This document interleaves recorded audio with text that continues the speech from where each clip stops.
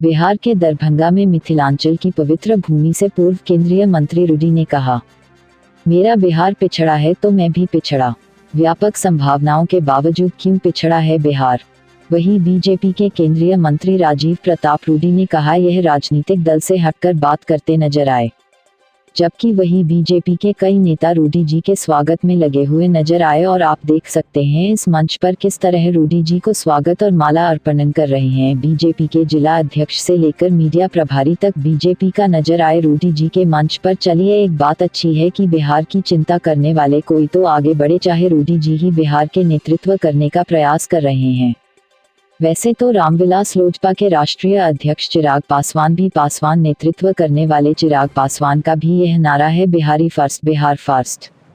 चलिए, इस उलझन में नहीं रहे बिहार के जनता। बिहार का नेतृत्व कौन करेगा?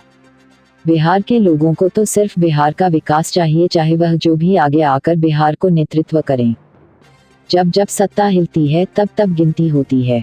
आयोजित सभा में श्री रूडी ने कहा कि जब जब सत्ता हिलती है तब तब गिनती होती है। सरकार को जब यह आभास होता है कि सत्ता कमजोर हो रही है तब वह गिनती की तरफ बढ़ती है। बहुत पहले से राज्य सरकार प्रयासरत थी कि जाति के आधार पर जनगणना हो, लेकिन कानून सम्मत नहीं होने के कारण केंद्र सरकार ने इसकी मंजूरी नहीं दी। अंततः सरकार से अलग होकर नीतीश कुमार के नेतृत्व में बिहार सरकार ने महागठबंधन के साथ मिलकर बिहार के लोगों को 250 जातियों में बांटा है, जिसके आधार पर उनकी गणना की जा रही है। रूडी ने सवालिया लहजे में कहा कि आखिर ये गणना क्यों की जा रही है? इससे पिछड़े राज्य के गरीब की गरीबी कम होगी या जातियों की? लेकिन आज एक ऐसे विषय लेके आया हूं और जो बैनर है, और आज एजेंडा 2025 विजन बिहार, तो एक मंच, और उस मंच के प्रबुद्ध लोग यहाँ मंच पर बैठे हुए हैं। हमारे एमएलसी साहब भी बैठे हुए हैं, मंटू जी भी, विधायक जी बैठे हैं, आए, मनोज भाई बैठे हैं, बहुत सारे हमारे मित्र हैं। लेकिन ये पूर्णतः गैर राजनीतिक मंच है। और मैं जानता हूं कि पत्रकार लोग भी एक सवाल पूछेंगे कि भाई ये एजेंडा आपका भाजपा का है कि भाजपा के बाहर का है?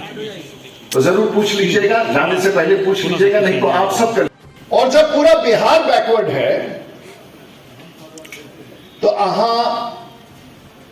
हाउ डू वी से दिस, अमीर के नाम मैंने उसको अब कोई फिर से समझ लेंगे। जब पूरा बिहार बैकवर्ड है तो राजीव प्रताप रूडी, शंकर आजाद, शंकर झा फॉरवर्ड कैसे हो सकते हैं? ये कहां का पॉलिटिक्स है भाई? और ये हम यही नहीं कह रहे हैं, ये हम यही नहीं कहते, हम पार्लियामेंट में भी इस बात को हमने कहा और डंके कि जब पूरा बिहार बैकवर्ड है तो हम फॉरवर्ड कैसे हो जाए? हमको कैसे आरोप करके आप हमको अलग कर देते हैं? और दिखाइए हमने पार्लियामेंट में क्या कहा। और यहां नहीं कि देश का सबसे जिस राज्य में रह रहे हैं उसके कटोरे में छेद है तो पेट किसका भरेगा? और जब फॉरवर्ड कर देते हैं, फॉरवर्ड करके उनको छांट देते हैं। ये कब तक चलेगा बिहार? और इसीलिए हम आप लोगों को कहना चाहेंगे, एक और विषय आया, हम तो बिहार की लड़ाई लड़ते हैं। और जैसे हमारे जसवंत सिंह साहब ने, विभाग के लोगों ने कहा, हमारे वरिष्ठ लोग यहां बैठे हैं, हम तो सरकार में नहीं है, हम देश की सरकार में भी मंत्री नहीं है, लेकिन आज के तारीख में विजन का नेतृत्व करता कौन होगा? ये हम कोई नेतृत्व की बात नहीं कर रहे हैं।